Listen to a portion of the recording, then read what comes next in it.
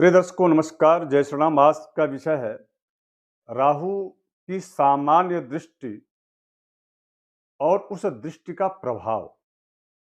आप अपनी जन्म कुंडली को आप खोल लीजिए और देखिए कि राहु किस स्थान पर स्थित है और वो आपको क्या आपके लिए अच्छा कर रहे हैं और किस प्रकार की वह बाधा उत्पन्न कर रहे हैं, या आपके लिए क्या वास्तविक में कलयुग का राजा राहु कहा गया, तो क्या आपके लिए वह उतना बेनिफिशियल राहु हैं? ये बड़ा एक महत्वपूर्ण विषय है। लेकिन दर्शकों, यह सामान्य मैं चर्चा कर रहा हूँ। जन्म कुंडली में अन्य ग्रहों की स्थिति के अनुसार यह फल जो मैं कहने जा रहा हूँ उसमें बदलाव आ सकता है। लेकिन सामान्य जो स्थिति है, राहु आपके लिए कितना नुकसानदायक है, राहु आपके लिए कितना बेनिफिशियल है, राहु वास्तविक में आपके लिए क्या कर रहे हैं, आप अपनी जन्म कुंडली को खोल करके और आप स्वयं उसको जान सकते हैं। क्योंकि आज का जो चर्चा है वो राहु की 3 प्राप्त दृष्टियों के आधार पर है। दर्शकों, आगे बढ़ूं इसके पहले एक छोटा सा आग्रह है कि यदि आप नए दर्शक हो तो सब्सक्राइब जरूर कर लीजिएगा और इस वीडियो को शेयर कर दीजिएगा। अच्छा लगे तो जरूर लाइक कीजिएगा और कमेंट करके अपनी प्रतिक्रिया जरूर दीजिएगा। क्योंकि यह ज्योतिष की आम चर्चा, साधारण चर्चा और विषयवार कुछ कुछ चीजें ऐसी आती हैं जिन्हें देख करके और ऐसा लगता है कि हम आप सबके बीच उसको लेकर के उपस्थित हों। तो उसी क्रम में मैं आज चर्चा करूंगा राहु का। प्रिय दर्शकों, सबसे पहले राहु की 3 दृष्टियां प्राप्त है। राहु जिस भी स्थान पर बैठते, मान लीजिए आपकी जन्म कुंडली में राहु लग्न स्थान में बैठे हैं, तो लग्न स्थान से वह आपके पंचम, सप्तम और साथ ही साथ में वह नवम, इन 3 भावों को वो दृष्टिगोचर करते हैं। अर्थात एक तो स्वयं जहां पर वह स्थित है और दूसरा पंचम भाव जो कि आपका विवेक का है, ज्ञान का है, प्रेम का है और साथ ही साथ में यह आपकी समस्त विद्याओं का है। और ग्रेजुएशन की जो शिक्षा होती है वो भी पंचम भाव से ही देखा जाता है। अब यही दृष्टि इनकी सप्तम पर है, तो सप्तम आपके लाइफ पार्टनर का है और आपके बिजनेस पार्टनर का भी है, आपके व्यापार का भी यह स्थान होता है। तीसरी इनकी दृष्टि होती है, वह नौवीं दृष्टि है और भाग्य स्थान को दृष्टिगोचर करते हैं। तो सर्वप्रथम राहु जो है जिस भी स्थान पर स्थित होते हैं, उस स्थान की राशि आप देख लीजिए कि वह अंक कौन सा अंक है। जैसे मान लीजिए 1 और या 8 है तो उसके जो है, जैसे लग्न में है तो लग्नेश मंगल होंगे। इस बात को मैंने बहुत बार बता चुका हूं। मैं उस पर विषय पर बहुत ज्यादा चर्चा नहीं करना चाहता। लेकिन जो अंक लिखा होगा उसी अंक के आधार पर आप ये तय कर सकते हैं कि उस स्थान का, जहां पर राहु स्थित है, उस स्थान के स्थानेश कौन है। और जैसे मान लीजिए कि 1 या 8 अंक है तो मंगल उसके स्थानेश होंगे, अर्थात जो यदि लग्न में है तो लग्नेश होंगे, द्वितीय भाव में है तो द्वितीय होंगे, तृतीय भाव में हो तो तृतीय होंगे। इसी क्रम से आप पूरे 12 भावों को समझ सकते हैं। अब वो राहु क्या कर रहे हैं? सबसे पहली बात, राहु जिस स्थान पर बैठते हैं उस स्थान के स्वामी के अनुसार वो ये अपना फल देते हैं। यह पूर्वाचार्यों का, ज्योतिष के मूर्धन्य जो विद्वान है उनका मत है और ऐसा वास्तविक में देखा भी जाता है। लेकिन मैं पुनः लेकिन इसलिए कह रहा हूं क्योंकि राहु को शनिमत राहु कहा गया, राहु शनि के समान कहा गया। जहां पर भी रहते हैं वहां पर वहां के फल में वह कम मिला देते हैं। जहां दृष्टिगोचर जिन जिन भावों को करते हैं उन भावों को भी वो प्रभावित करते हैं। लेकिन यदि जो राहु है वह छाया ग्रह है, वह पूर्ण अस्तित्व वाले ग्रह नहीं है। प्रिय दर्शकों, यदि विंशोत्तरी महादशा में या अंतरदशा में राहु का परस्पर में दशा अंतरदशा न हो, ये राहु लग्नेश का फल देंगे। और लग्नेश का यदि फल देंगे और भाग्य भाव को देख रहे हैं, यदि प्रथम भाव में है, तो निश्चित रूप से ये राहु आपके भाग्य को बलवान करेंगे। आपके विवेक और ज्ञान, ऐसा रहस्यमय और अद्भुत विवेकशील वह व्यक्ति होता है। सबसे बड़ी बात यह कि जिनके भी लग्न में राहु होते हैं, वह व्यक्ति दूसरे को परखने में बड़ा अद्भुत, परखने की बड़ी अद्भुत उसमें क्षमता होती है। और ऐसा व्यक्ति आगे आने वाले समय को भांप जाता है पहले। यहाँ पर राहु अच्छा फल दे रहे हैं। इसी प्रकार से राहु यदि द्वितीय भाव में है, तो वह छठे और आठवें और 10वें भाव को दृष्टिगोचर करते हैं। छठा भाव चूंकि रोग, ऋण और शत्रु का है, उस स्थान पर वह दृष्टिगोचर करने का मतलब यह है कि उस स्थान के प्रभाव को कम करना। यदि राहु किसी शुभग्रह से दृष्ट हैं,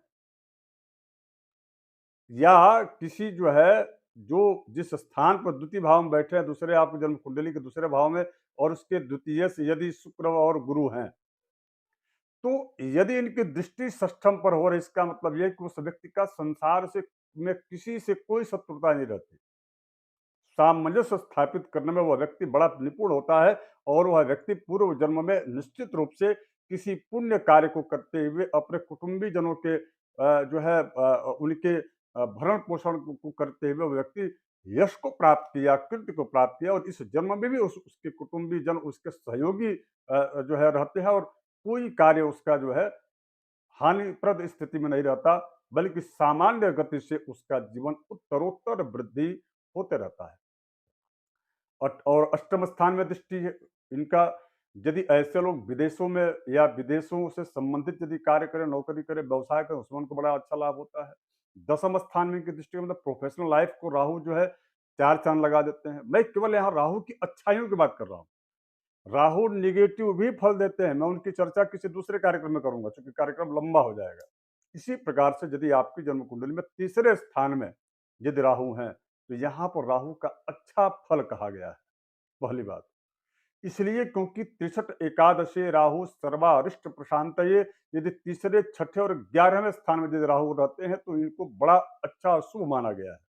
तीसरे स्थान में जब राहु हो, तो दर्शकों यह सप्तम भाव को दृष्टिगोचर करते हैं, नवम और 11 को करते हैं। ऐसे लोग यदि अपने लाइफ पार्टनर के प्रति और आपस में यदि वाकई में विश्वसनीयता रहे, तो निश्चित रूप से ऐसा व्यक्ति जीवन में, चूंकि यही मात्र एक माइनस पॉइंट उस व्यक्ति में होता है, जिससे कि तीसरे स्थान में राहु होते हैं, कि थोड़ा उनके और लाइफ पार्टनर के बीच में थोड़ी अनबन बनी रहती है, और आकर्षण में कमियां देखी जाती हैं। यदि इस प्रकार की स्थिति है, तो उसको आप यदि निकाल दें, तो बाकी के पूरे दोष, जैसे कि तीसरे स्थान में है, तो सातवें, नौवें नौवें भाव को देख रहे हैं, और 11वें भाव को, 11वें और 9वें दोनों भाव को यह प्रबल और वृद्धि कारक बनाएंगे। इसी प्रकार से यदि चौथे स्थान में आपकी जन्म कुंडली में राहु हैं, तो वह जो है अष्टम स्थान को देखते हैं। ऐसा व्यक्ति यदि कहीं जो है शोध करने वाला हो, या ऐसा व्यक्ति कहीं जैसे सीबीआई हो गया, या जो है सीआईडी विभाग हो गया, जहां पर गुप्तचर विभाग में यदि वह कार्य करने वाला हो, या यदि शोध करने, जमीन के भीतर क्या है, भूगर्भ का जो है, इसको इनको ऐसे लोगों को बड़ा अच्छा नॉलेज होता है। और साथ ही साथ में क्रिएटिव सोच इनकी होती है, एक के बाद दूसरा, दूसरे के बाद तीसरा, उसके बाद चौथा, काम सदैव निरंतर जो है करते रहने की अद्भुत क्षमता इसमें होती है।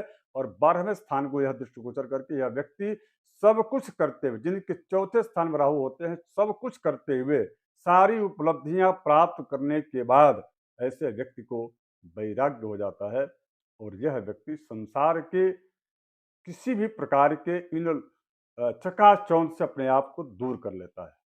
तो ये पंचम स्थान में यदि राहु है, तो निश्चित रूप से भाग्य स्थान को बलवती करते हैं, यहाँ पर भी बड़ा अच्छा इनका फल देखा गया। और 11वें स्थान को लग्न, हाँ इनका व्यक्तित्व निश्चित रूप से चाहे जितना कर लें, पंचम स्थान में यदि राहु हैं, तो वह व्यक्ति चाहे जितना कर ले, उसे यश प्राप्त नहीं होता। इसलिए क्योंकि पूर्व जन्म में इस व्यक्ति ने अपने यश का दुरुपयोग किया। इसलिए वह व्यक्ति चाहे जितना विवेकवान हो, शीलवान हो, लेकिन उसका स्वयं को उसको यश नहीं मिलता। लेकिन हाँ, इतना ज़रूर है, उसका जो लाइफ़ होता है, जीवन होता है, बड़ा सुखमय होता है। और ऐसे लोगों को थोड़ी-सी संतान और उनके बीच में दूरियाँ बनी रहती है। यदि 4 बच्चे हैं, तो 4 बच्चों में 3 बच्चों से उनकी दूरी बनी रहेगी, किसी एक के प्रति उनका ज़्यादा झुकाव देखा जाता है। ऐसा पंचम भाव में यदि राहु हो, तो छठे स्थान में मैंने पहले ही कहा था कि यहाँ पर वह कारक होते हैं। रोग और शत्रु, ऋण, इन तीनों का जो है नुकसान करते हैं। ऐसे लोग कभी भी प्रायः कर्ज लेकर के काम करना पसंद नहीं करते। ऐसे लोग किसी भी व्यक्ति को, मैं कह दूं कि दोधारी तलवार लेकर के सदैव तैयार रहते हैं। एक लाइन जो खींचा जाता है, उसके लाइन खींचने वाला व्यक्ति सदैव संघर्षशील होता है। एक बात आप समझ लीजिए। लेकिन यदि छठे स्थान में राहु होते हैं, तो वह व्यक्ति लाइन नहीं खींचता, बल्कि दुधारी तलवार जैसे अपने समस्त कार्यों को संपादित करने में महारत हासिल होता है। ये देखा गया। यदि छठे स्थान में राहु है, तो निश्चित रूप से ऐसा जो व्यक्ति होता है, वह कई प्रकार के अलग-अलग, चाहे धन का संचय करने में वह बहुत अव्वल होते हैं। द्वितीय भाव को उनकी जो है दृष्टि एक प्राप्त है, द्वितीय भाव और 12वें स्थान को।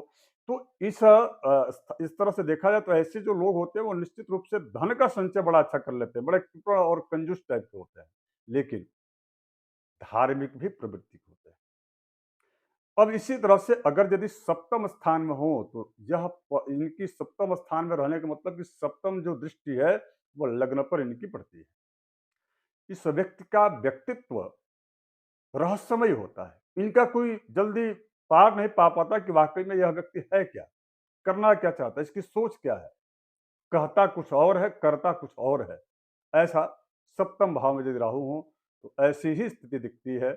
इसलिए चूंकि इनकी दृष्टि लग्न में 11वें स्थान पर आय के एक से अधिक साधन होते हैं, और तृतीय स्थान में यह व्यक्ति निश्चित रूप से पुरुषार्थी होता है, आलस्य का त्याग करके अपने कार्य में गतिशील रहता है।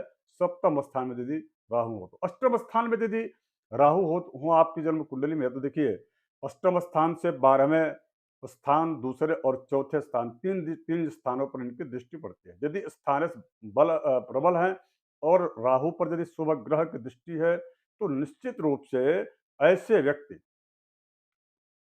निश्चित रूप से ऐसे जो व्यक्ति होते हैं, उनका जो उत्थान होता है, जो उनकी उन्नति होती है, वह अति शीघ्र होती है, और कम उम्र में अधिक धन अर्जित करने का इनको लाभ मिलता है।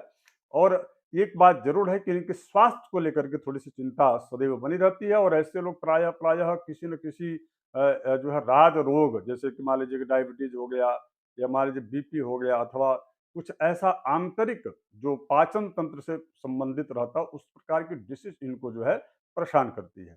तो और उसके लिए उपाय हम लास्ट में कार्यक्रम में बताएंगे कि क्या करना चाहिए, और विस्तार से जो है, क्योंकि अन्य ग्रहों की स्थिति के अनुसार जो है त्वरित निर्णय भी लिया जा सकता है। यदि आप कभी किसी ज्योतिषी या आपके आसपास में कोई अच्छे योग्य ज्योतिषाचार्य हों, तो उनसे आप सलाह लेकर के उसका एक वैदिक पद्धति से शांति उसकी कराई जा सकती है, क्योंकि ये पूर्व जन्मकृत भी हो सकता है, और यह जो है वर्तमान में किसी के द्वारा किया गया, कराया गया भी प्रयोग हो सकता है। तो इसका अष्टम स्थान में राहु का देखा गया है प्रायः, तो इसको जरूर करा लें। अब इसके बाद से नवम स्थान, जो कि भाग्य का स्थान होता है, यहाँ पर यदि राहु होते हैं, तो देखिए इनका नव पंचम योग लग्न से बन जाता है। दृष्टि उनकी लग्न पर होती है, तीसरे स्थान को भी दृष्टिगोचर करते हैं और पंचम को। नवम स्थान के राहु को मैं व्यक्तिगत रूप से कभी खराब नहीं समझता। यह प्रायः अच्छे फल देते हैं।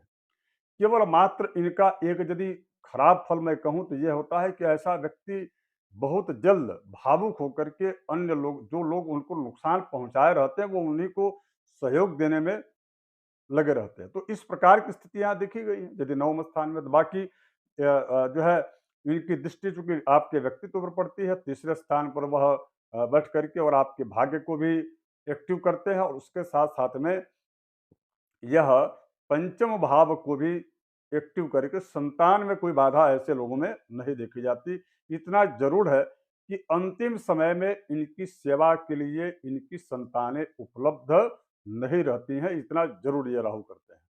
अब ये इसलिए है क्योंकि पूर्व जन्मकृत कर्म के आधार पर राहु आपको इस जन्म में इस प्रकार का फल देते हैं और ऐसे लोग प्रायः नवम स्थान में अन्य कार्यक्रमों में मैं कह चुका हूँ कि यदि राहु हो तो इसका मतलब ये है कि वह व्यक्ति पूर्व जन्म में अपने परिजनों को से जो है उनके साथ रह करके उनका साथ नहीं दिया है। तो लेकिन उनका भाग्य ज़रूर उनका साथ देता है, इसमें कोई संदेह नहीं। बात करूँ मैं दसम स्थान में यदि आपकी जन्म कुंडली में दसम स्थान में यदि राहु हो तो दूसरे, चौथे और छठे इन 3 स्थानों पर इनकी दृष्टि पड़ती है। चौथे स्थान पर इनका दृष्टि ठीक नहीं कहा जाएगा। दसम स्थान के राहु को मैं ठीक मानता हूँ क्योंकि ये प्रोफ़ेशनल लाइफ़ में बिल्कुल ही ऐसे लोग जो है बहुत नज़दीकी लोगों के बीच में भी व्यापार कर लेते हैं। जबकि व्यापार का एक सिद्धांत होता है कि जो है बहुत सारे यदि आप आपके अपने लोग हों तो उनमें वो व्यक्ति कह नहीं पाता और उसको नुकसान होता है, वह व्यापार में सफल नहीं हो पाता। कई बार उधारी इतने लग जाती है कि वह व्यक्ति व्यापार को ही बंद करना पड़ता है उसको। लेकिन यदि दसम स्थान में राहु होते हैं तो ऐसे लोग इतने प्रोफ़ेशनल लाइफ़ जीते हैं कि इनको केवल अपने व्यापार से मतलब होता है। ये पैसे को बहुत ज़्यादा तवज्जो देते हैं ऐसे लोग। ऐसे लोग व्यापार को ज़्यादा अधिक जो है महत्व देते हैं। अब इसी प्रकार से अगर यदि दसम स्थान में राहु है तो वह छठे स्थान को भी देखते हैं और प्रायः देखा गया दसम स्थान के राहु माता को बड़ा उनके स्वास्थ्य को लेकर के प्रभावित करते हैं और प्रायः उनके माता के स्वास्थ्य को लेकर के सदैव चिंता बनी रहती है। यदि पापक ग्रह से युक्त या दुष्ट हो तो शायद ऐसे लोगों को मातृ सुख बहुत कम ही समय प्राप्त होता है। यदि शुभग्रह की दृष्टि है तो निश्चित रूप से अशुभ युत है अथवा स्थान यदि शुभ है तो राहु उनकी शुभता प्रदान करते हुए ऐसे लोगों को आजीवन कह लीजिए कि मतलब बहुत लंबे समय तक, आजीवन का अर्थ आप आशय ये लीजिएगा लंबे समय तक माता का साथ उनका बना रहता है। 11वें स्थान में तो मैंने पहले ही कहा है कि राहु यहाँ पर बहुत अच्छे होते हैं। इसलिए इसलिए अच्छे होते हैं क्योंकि 11वें स्थान में राहु आपके पुरुषार्थ भाव को, पराक्रम भाव को एक्टिव करते हैं और आपके जो है पंचम भाव को, यानी कि आप जब तक दूसरे जिसके साथ आप कार्य करते रहते हैं, जब तक आप उसको नहीं समझ पाएँगे कि वह व्यक्ति चाह क्या रहा है, तब तक आप जो है उस व्यक्ति को खुश नहीं कर पाएँगे और जब वह व्यक्ति खुश होगा तो ही आपका व्यापार, बिज़नेस, कार्य आपके व्यक्तित्व की वह समाज में एक पॉज़िटिविटी जो है की स्थिति को वह दर्शाएगा ताकि आपका प्रचार-प्रसार हो और आपके बारे में लोग जो है अच्छी राय रखें। तो ये सारी जो चीज़ें हैं वह यदि एकादश में राहु होते हैं तो प्रायः देखा गया है। कि वह व्यक्ति चाहे जैसा भी हो, उसकी चर्चा बड़ी ज़्यादा होती है और उसके कम समय में ज़्यादा उसकी लोगों तक पहुँच हो जाती है, ऐसा प्रायः देखा गया है। केवल मात्र सप्तम स्थान में चूँकि इनकी दृष्टि एक पड़ती है, तो निश्चित रूप से सप्तम स्थान की जो दृष्टि है, वह उनके दाम्पत्य जीवन को वह उतना समय नहीं दे पाते या यह भी हो सकता है कि प्रायः ऐसे लोग जो है वैवाहिक जीवन को बहुत ज़्यादा तवज्जो या महत्व नहीं देते अथवा कुछ लोगों का तो विवाह होता ही नहीं, जो कि वह स्वेच्छापूर्वक नहीं करते, ऐसा है, जो समाज सेवा और अन्य कार्यों में लग जाते हैं, इस प्रकार की भी स्थिति देखी गई। अब 12वें स्थान के राहु, ये नुकसानदायक है। चौथे, 8वें जो है इनकी दृष्टि होती है निश्चित रूप से यह 12वें स्थान के जो राहु होते हैं वह आपके रात्रिकालीन शैया यानी कि आपके और दाम्पत्य जीवन में उच्छेद करते हैं, विच्छेद करते हैं, दूरियां बढ़ा देते हैं। यही राहु अगर यदि 12वें स्थान में किसी पापक ग्रह से युत या दिष्ट हो तो निश्चित रूप से ऐसे व्यक्ति का जीवन सब कुछ रहते हुए, सारे संसाधन रहते हुए भी वह व्यक्ति अपने आप को उनसे अलग रखते हुए बिल्कुल उदासीनता पूर्वक जीवन व्यतीत करता है और अंतिम जो उसका समय होता है वह पराश्रित ही जीवन व्यतीत करता है। मैं देखिए आपकी जन्म कुंडली की बिल्कुल बुराई नहीं कर रहा, मैं एक सामान्य चर्चा कर रहा हूँ। यदि शुभ ग्रहों की दृष्टि है अथवा अन्य कोई स्थितियां ऐसी हैं जहां राहु बड़ा अच्छा फल दे रहे हैं तो निश्चित रूप से यह फल जो है कथन परिवर्तित हो जाएगा। वैसे मेरे मन में आया कि आप सबको राहु की दृष्टि पर आधारित जो है आपके क्या जन्म कुंडली में राहु दे रहे हैं फल, इस विषय की हमने चर्चा की। अब देखिए, अगर यदि मैं उपाय बताऊं, राहु यदि आपके जन्म कुंडली में खराब हैं, तो आपको काला उड़द और दही यह प्रत्येक शनिवार के सायंकाल यानी कि सूर्यास्त होने के बाद आप अपने शरीर का उतारा 7 बार करके ओम रांग राहवे नमः यह कहते हुए आप इसको कहीं बाहर निकाल दीजिए। दूसरा उपाय, ओम ऐं ह्रीं श्रीं रांग राहवे नमः, इस मंत्र का आप जो है प्रतिदिन सायंकाल सूर्यास्त के बाद एक माला रुद्राक्ष के माला पर आप इनका जप कर सकते हैं। तीसरा, आपके घर में चाहे जो भी भिखारी आ जाए, उस भिखारी को आप पैसा मत दीजिए, लेकिन उसको कुछ अन्न, बिस्किट इत्यादि चीजें जरूर दे दीजिए। ये 3 उपाय यदि आप करते हैं तो राहु से संबंधित जो कुछ भी आपकी जन्म कुंडली में दोष या कुयोग बन रहा है या दिख रहा है, तो निश्चित रूप से उससे आपको जो है लगभग उससे आपको राहत मिल जाएगी और आप एक अच्छे व्यक्तित्व के रूप में इस राहु का जो फल है वह आप उसे परिवर्तित कर सकते हैं। कहा गया है कि यदि राहु आपके लिए खुश आपके ऊपर है, आपके अनुकूल है, तो सारी दुनिया आपके लिए अनुकूल है। राहु भ्रम है, राहु ईर्ष्या है, राहु द्वेष है, लेकिन इनका दूसरा पक्ष भी है कि राहु इस कलयुग के राजा हैं। राहु चमत्कृत जो है फल को देने वाले हैं। राहु यदि उस व्यक्ति के पास हो, वह व्यक्ति दूसरे सामने वाले व्यक्ति को समझने परखने की अद्भुत क्षमता भी उस व्यक्ति में होती है और ये बहुत बड़ी चीज होती है आज के इस समाज में जीने के लिए। तो धन्यवाद, आज फिलहाल इतना ही। नमस्कार।